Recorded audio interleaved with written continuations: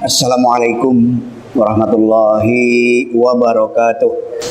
Muara dari kezaliman adalah kekacau balauan, adalah kecarut marutan, adalah bencana yang Allah ancamkan, dan seterusnya dalam bentuk perkara-perkara yang justru tidak pernah kita inginkan. Kita tidak pernah inginkan karena justru adalah perkara yang menyusahkan, perkara yang sama sekali tidak menguntungkan kita.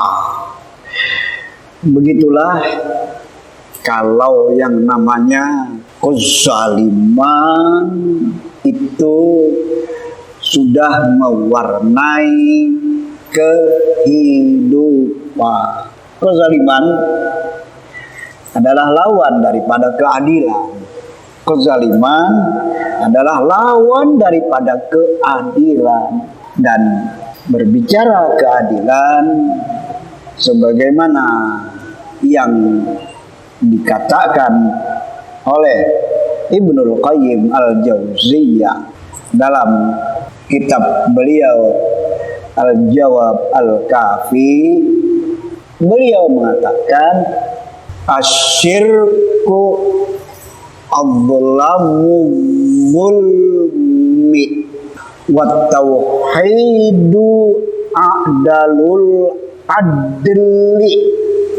Sudah pernah ucapan yang jitu ini, ucapan yang luar biasa ini kita sampaikan di majelis ini. Mari kita ingat kembali, asyirku azlamu zulmi. Syirik itu adalah kezaliman di atas segala kezaliman.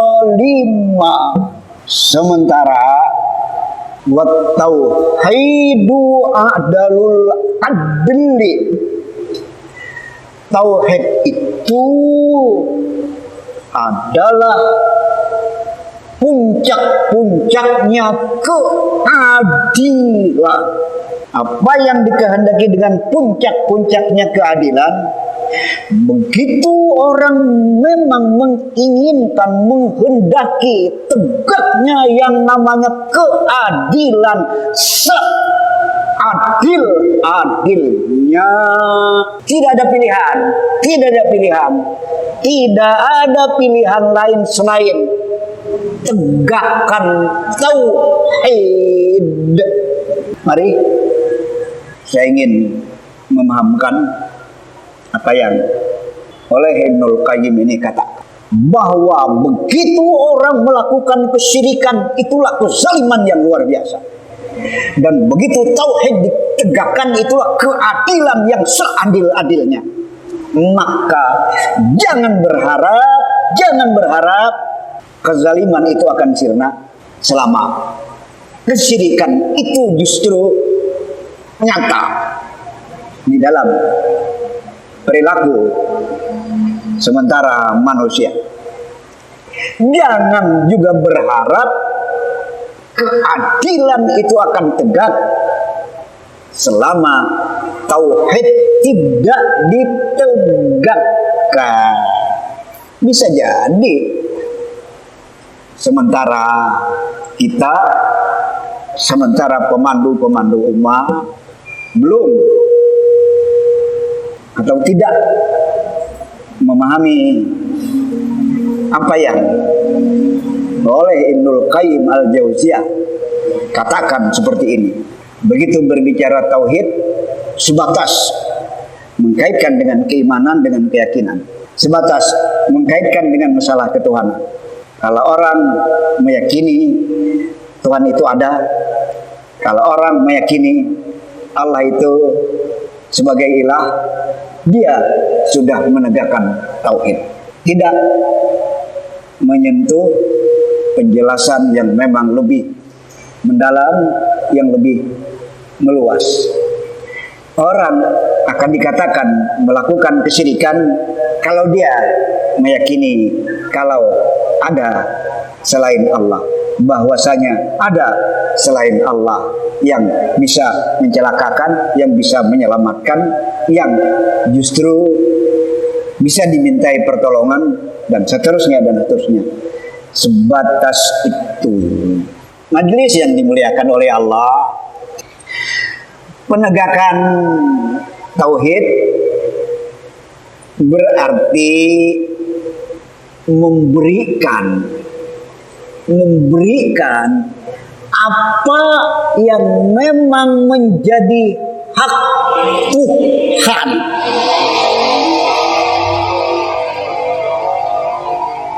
Memberikan apa-apa yang memang menjadi hak Allah. Begitu apa yang menjadi hak Allah belum diberikan, tidak diberikan, pastikan maka itu berarti belum menegakkan tauhid. Sebatas memberikan apa yang menjadi hak Allah kah? Orang yang memang memahami secara utuh pasti akan pahamlah. Memberikan hak Allah, menegakkan hukum-hukum Allah. Dan menegakkan hukum Allah ada yang terkait dengan hak-hak sesama, hak-hak hamba, hak-hak bahkan makhluk-makhluk yang lainnya yang juga sebagai ciptaan Allah. Lihat, sudah nampak kan? Ternyata tidak sempit makna tauhid itu. Ternyata tidak sempit makna daripada iman itu. Iman yang dikenal dengan iman tauhid. Selalu memang kita tampilkan kedua wajah ini ya, kedua sisi ini, dua sisi yang memang saling berlawanan. Berlawanan tauhid dengan yang namanya syirik.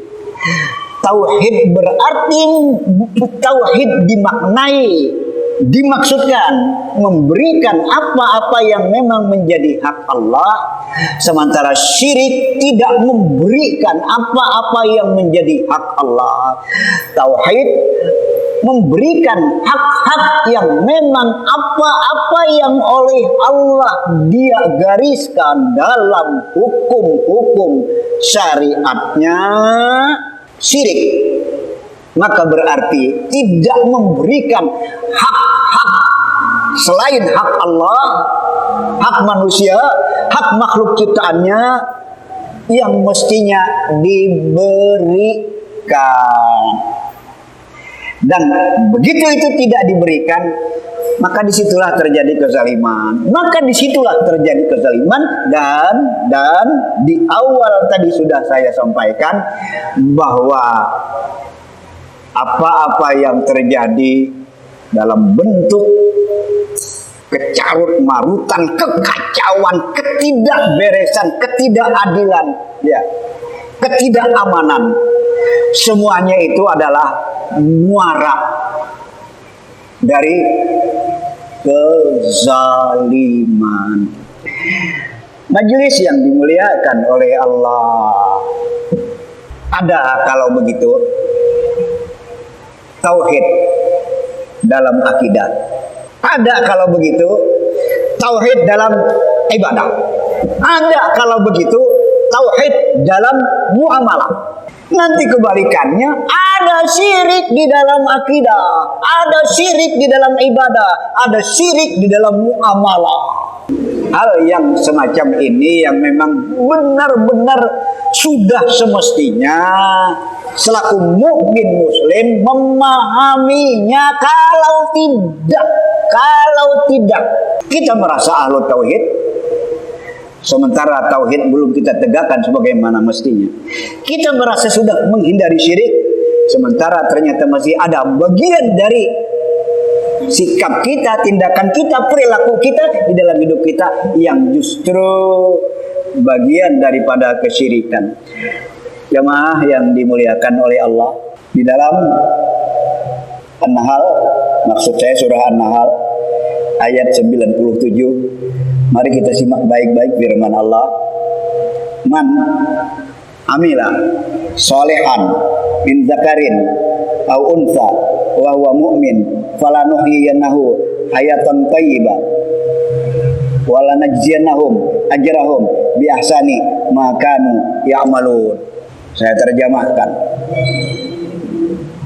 Barang siapa beramal soleh, entah dia laki-laki, entah dia perempuan, sementara dia benar-benar beriman, falanuhyiyannahu, maka akan kami berikan kepadanya kehidupan yang baik, kehidupan yang nyaman, kehidupan yang tentram, kehidupan yang berkeadilan di dunia. Seperti itu, wala najziyannahum ajrahum bi ahsani ma kanu ya'malun. Sementara di akhirat kami sediakan ganjaran, sebaik-baik ganjaran sebagaimana kebajikan amal soleh yang mereka lakukan selagi di dunia. Coba kita dalami ayat ini. Begitu al-mu'min, maka konsekuensinya adalah kewajiban yang tidak bisa ditanggalkan adalah dia memang dituntut beramal soleh, berbuat baik. Ukuran berbuat baiknya jangan salah. Kebaikan adalah apa yang telah Allah gariskan dalam syariatnya, apa yang Allah dan Rasulnya tetapkan dalam Al-Quran dan As-Sunnah. Itulah kebaikan. Dan kemudian dengan kebaikan yang dilakukan, yang dilandasi oleh keimanan, disitulah Allah kemudian menjanjikan akan memberikan kehidupan yang baik, bukan kehidupan yang tidak baik, kehidupan yang tenang, bukan kehidupan yang kacau balau, kehidupan yang berkeadilan, bukan kehidupan yang tidak berkeadilan. Itu di dunia. Dan di akhirat Allah akan menjanjikan ganjaran yang luar biasa. Majelis yang dimuliakan oleh Allah, maka bisa berharap kebaikan, bisa berharap kehidupan yang tenang, yang tentram, yang berkeadilan, yang terbebas dari kezaliman. Bisa berharap. Jangan berharap manakala iman tidak melandasi kehidupan, manakala iman yang melandasi kehidupan tidak justru melahirkan amal-amal kebajikan. Amal kebajikan itulah kemudian yang dikehendaki dengan ketaatan atau ketundukan. Apa yang tidak jelas dengan Islam? Apa yang tidak jelas dengan Islam? Sudah terlalu jelas. Orang begitu bergeser, begitu keluar, begitu tidak menepati hukum-hukum Islam, maka yang akan terjadi adalah kekacauan, ketidaktenangan, ketidakdamaian. Itu yang akan terjadi. Majelis yang dimuliakan oleh Allah. Ayat tadi dalam surah An-Nahl ayat 97. Lihat kemudian di dalam surah Thaha ayat 125. Di dalam surah Thaha ayat 125. Apa Allah katakan? Wa man a'rada an dzikri fa inna lahu ma'isatan dhanka Wa nahsyuruhu yaumal qiyamati a'ma. Qala rabbi lima hasyartani a'ma wa qad kuntu basira.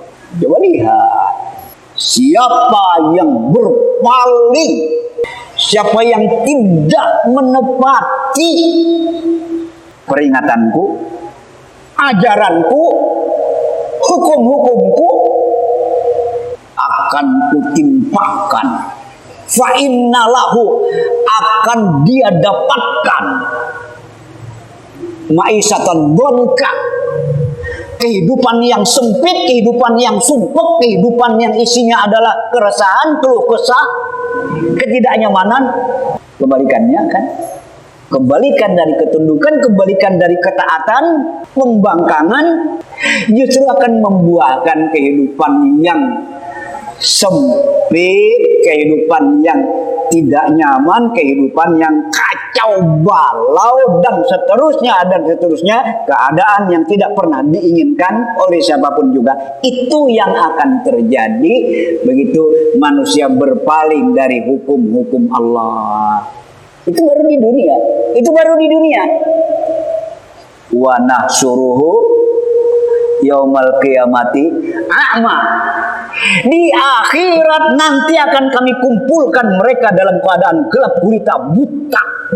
Tidak ada sinar kebaikan, tidak ada cahaya kedamaian, tidak ada cahaya yang justru memberikan kebaikan sedikit pun juga. Fa inna lahu ma'isatan dhanka wa nahsyuruhu yaumal qiyamati a'ma. Manusia mencoba mempertanyakan kepada Allah, lima hasyartani a'ma. Kenapa ya Allah ya Tuhan, Engkau kumpulkan kami dalam keadaan buta,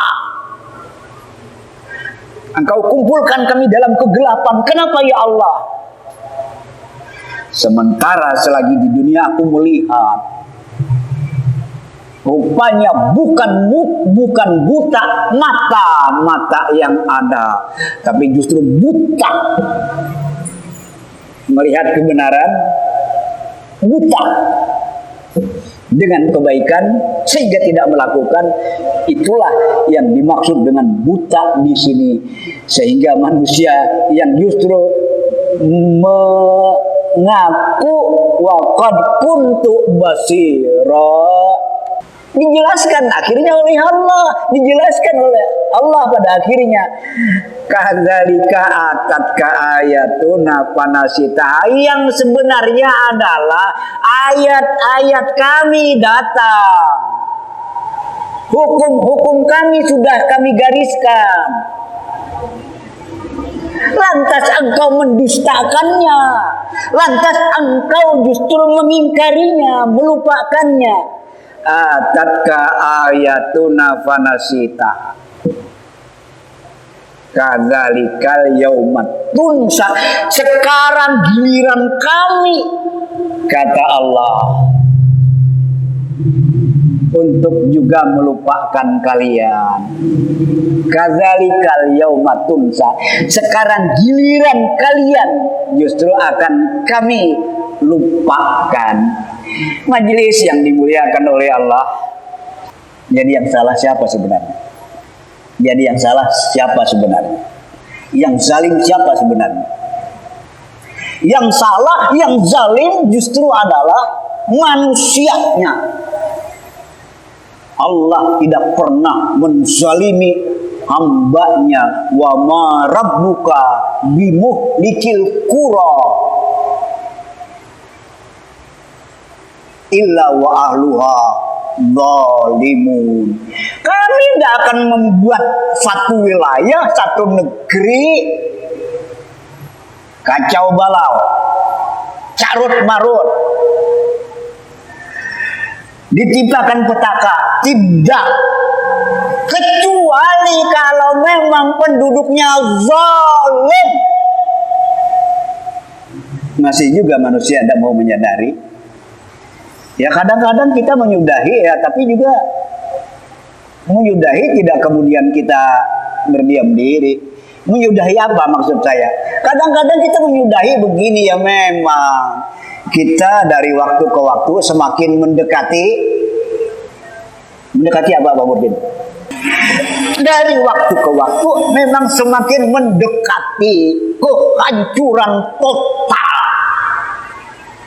Itulah yang disebut dengan kiamat.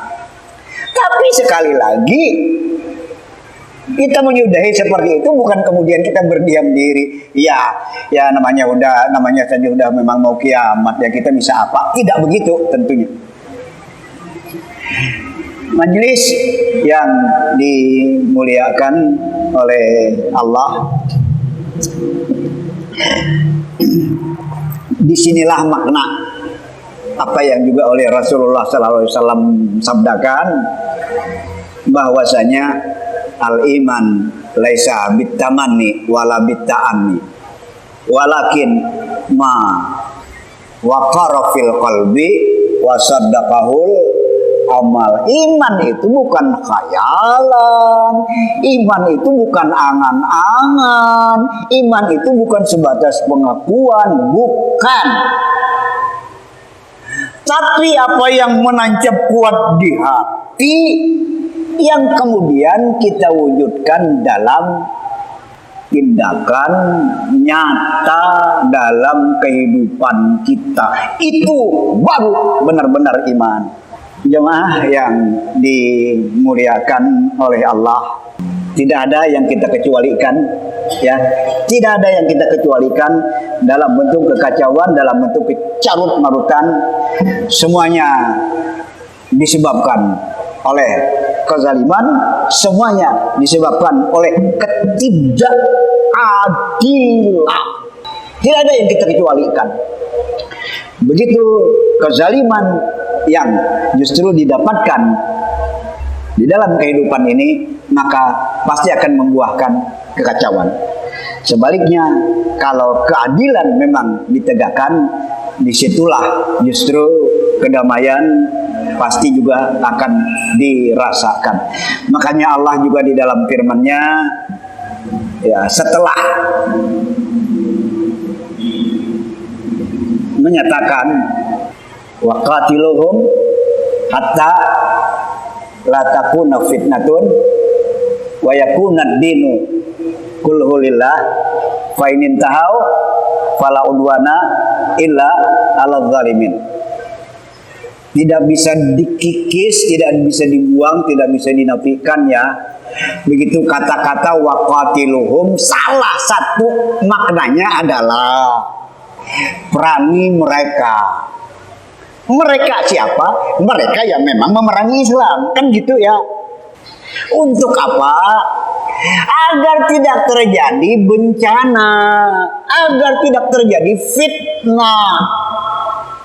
Dan hanya agama Allah lah yang justru tegak di dalam kehidupan. Wa yakuna dinu kulluhu lillah.